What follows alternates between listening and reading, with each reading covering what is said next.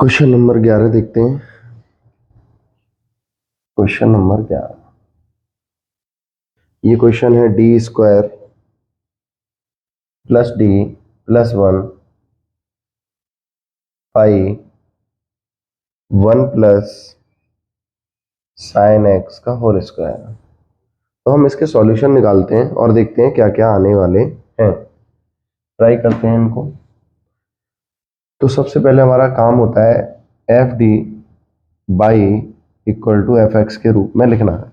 तो ट्राई करते हैं इसे और देखते हैं। तो ये पहले से ही इस रूप में लिखा हुआ है एफ डी, ये पूरा बाई एफ एक्स। यहाँ पे लिखेंगे सहायक समीकरण। सबसे पहला काम होता है सहायक समीकरण बनाना। तो इसे सहायक समीकरण बनाएंगे, ऑक्सिलरी इक्वेशन। तो यहाँ पर डी की जगह एम लग दिया जाता है, M square plus M plus 1 equal to 0। अब इसके खंड तो हम नहीं कर सकते, लेकिन हम श्रीधराचार्य विधि लगाएंगे। और श्रीधराचार्य विधि में क्या होता है, ए बी सी की वैल्यू देख लेते हैं। तो इसकी सामान्य से अगर तुलना की जाए तो ए का वैल्यू 1 है, बी का वैल्यू यहाँ पर 1 है, सी का वैल्यू भी 1 है। तो यहाँ पर जो वैल्यू आएंगी वो एम की आएंगी -1 प्लस माइनस अंडर रूट 1 का whole square -4 A C upon 2 A. तो -1 plus minus under root 1 -4 upon 2, -1 plus minus under root -3 upon 2। तो ये आएगा -1 प्लस माइनस √3 आयोटा अपॉन 2। ये वैल्यू हमारे पास आ चुकी है, जो कि काल्पनिक भी है और वास्तविक भाग भी है। तो इसका सी एफ कैसे लिखते हैं वो देखिए। सी एफ, सबसे पहला काम होता है कि इमेजिनरी पार्ट को अलग से ई की पावर में लिख देना। तो ई की पावर -1/2x, क्योंकि 2 का डिवाइड तो जा ही नहीं रहा है, तो ये तो बाहर आ जाएगा। अब जो भी लिखना है वो अंदर लिखना है।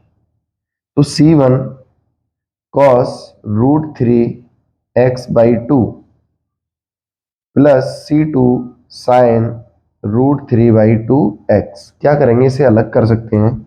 -1/2 plus minus under root √3/2 iota. तो जो आयोटा वाला भाग होता है उसमें से आयोटा उठाने के बाद में कॉस के साथ लगा देते हैं, साइन के साथ लगा देते हैं, और जो रियल पार्ट होता है उसे ई की पावर में लगा देते हैं। अब हम इसके लिए पी आई की गणना करेंगे। पी आई की गणना करने से पहले हमें इसका वर्ग करना पड़ेगा। तो इसका वर्ग जो होता है वो होता है a प्लस बी का होल स्क्वायर से 1 का whole square plus sine X का होल स्क्वायर प्लस 2ab। तो हम देख सकते हैं हमारे पास क्या आएगा, हम डायरेक्ट लिख देंगे अब। तो यहाँ पर अब हम पी आई की गणना करेंगे। पी आई की गणना करेंगे तो 1 upon D square plus D plus 1, और यहाँ पर एफ एक्स लिखेंगे। एफ एक्स हमारा 1 plus sine square x plus 2 sine x. तो हम यहाँ पर गणना करने से पहले अच्छे से रूल्स का उपयोग करेंगे। पहले साइन स्क्वायर थीटा को देखते हैं कि साइन स्क्वायर एक्स का हम क्या करेंगे। तो इसका हम वैल्यू निकाल सकते हैं, इसका भी कर सकते हैं, लेकिन यहाँ से पहले इसको चेंज करेंगे। तो 2 साइन एक्स को पहले ले लेते हैं आगे। 1 upon D square plus D plus 1, यहाँ पे ले लेंगे 2 sine x plus 1 upon D square plus D plus 1। तो यहाँ से कुछ पार्ट्स अभी अलग नहीं हुए हैं, उनको अलग करते हैं। जैसे साइन स्क्वायर एक्स होता है 1 minus cos x upon 2, 1 minus cos 2x upon 2। और इन फॉर्मूलों का हम बहुत जगह पर उपयोग करते हैं, तो ये हमें पता होना चाहिए कि किस तरीके से ये आते हैं cos 2x के फॉर्मूले से। तो ये हमारा फॉर्मूला है। अब इसको हम एडजस्ट करेंगे। सबसे पहले इसको देखते हैं। यहाँ पर साइन एक्स होता है, cos x होता है, वहाँ पर डी स्क्वायर लिखते हैं। तो डी स्क्वायर की वैल्यू यहाँ पर जो आएगी वो कितनी आएगी, साइन एक्स से तुलना करेंगे -1, तो -1। तो यहाँ पे रखेंगे 1 upon -1 plus D plus 1 2 sine x plus, यहाँ पर देखते हैं हम 1 upon D square plus D plus 1। थोड़ा सा हम समय को और इसको बचाने के लिए थोड़ा यहाँ पे हिंट बता देते हैं।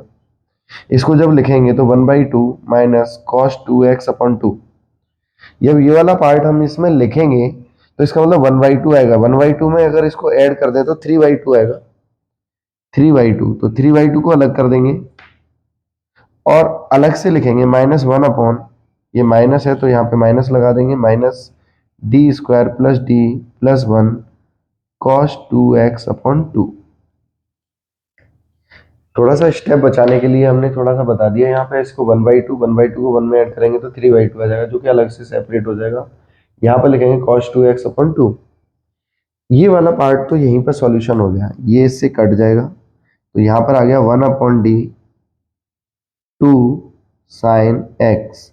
यहाँ पर हमने हिंट के रूप में बहुत बार बताया है कि जब कांस्टेंट हो तो आप क्या करेंगे, डायरेक्ट जीरो रख दीजिए, d बराबर जीरो। क्यों? क्योंकि हम यहाँ पे हिंट का यूज करते हैं जीरो की पावर e की पावर 0x, क्योंकि ये 1 हो जाएगा और यहाँ पे जीरो रख देंगे, जीरो जीरो d बराबर जीरो। तो यहाँ पर आएगा आपका 1 अपॉन 0 प्लस 1 3/2, e की पावर 0 को हटा देंगे। फिर यहाँ पर आते हैं तो यहाँ पर d का वैल्यू कितना आएगा वो देखते हैं। डी स्क्वायर इक्वल टू हम यहाँ पे पुट करेंगे -4, वही formula D square equal to minus A square से। तो -1 अपॉन, यहाँ पे वैल्यू रखेंगे -4 plus D plus 1 cos 2x upon 2। तो इसका क्या करेंगे, हम 2 को बाहर निकाल देते हैं और 1 अपॉन डी का मतलब होता है समाकलन, इंटीग्रेशन। तो इसका इंटीग्रेशन होगा आपका माइनस कॉस एक्स, ये आपका डायरेक्ट 3/2। यहाँ पर देखते हैं हम -1 अपॉन डी माइनस 3, डी रह जाएगा और माइनस के 3 कॉस 2x अपॉन 2। और फिर से इसे आगे सॉल्व करते हैं और देखते हैं तो यहाँ पर वैल्यू जो आएगी वो -2 कॉस एक्स और ये आपका +3/2। यहाँ पर ध्यान देते हैं तो हमें डी स्क्वायर बनाना है। जब रेखिक हो जाता है तो उसमें परमीकरण करते हैं, तो इसका परमीकरण कर देंगे -1 upon D minus 3 D plus 3 upon D plus 3। ये हो जाएगा आपका कॉस 2x अपॉन 2। तो फिर से हम देखते हैं यहाँ पे नीचे वाले स्टेप में,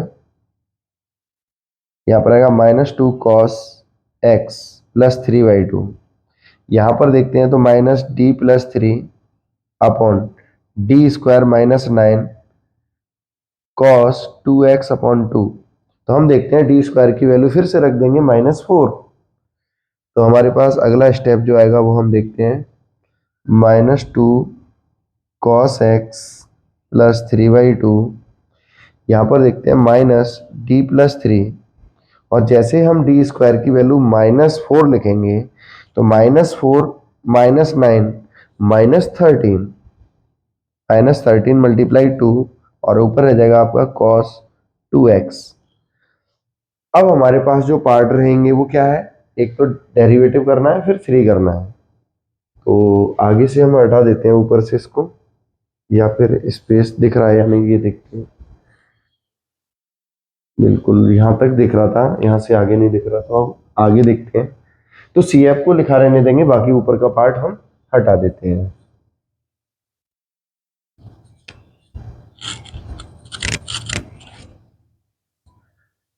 चलो अब देखिए यहाँ पर -2 कॉस एक्स प्लस 3/2 माइनस, ये माइनस के 26 हो जाएंगे तो माइनस माइनस तो ऊपर रह जाएगा d प्लस 3 अपॉन 26 और ये हो जाएगा cos 2x। तो ऊपर का इनसे मल्टीप्लाई कर देंगे और इनका सॉल्यूशन कर देंगे अपॉन 3/2 प्लस इसका इसके साथ डेरिवेटिव करते हैं। तो डेरिवेटिव करेंगे तो आएगा आपका माइनस साइन 2x और ब्रैकेट में 2 प्लस 3 कॉस 2x। तो हमारे पास क्या वैल्यू आ गई, p आएगी।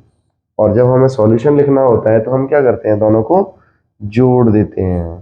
तो y इक्वल टू e की power -1/2x CF cos √3/2x plus C2 sine √3/2x plus या -2 cos x प्लस 3/2 प्लस 1/26 और इसको लिख देंगे हम 3 cos 2x minus 2 sin 2x।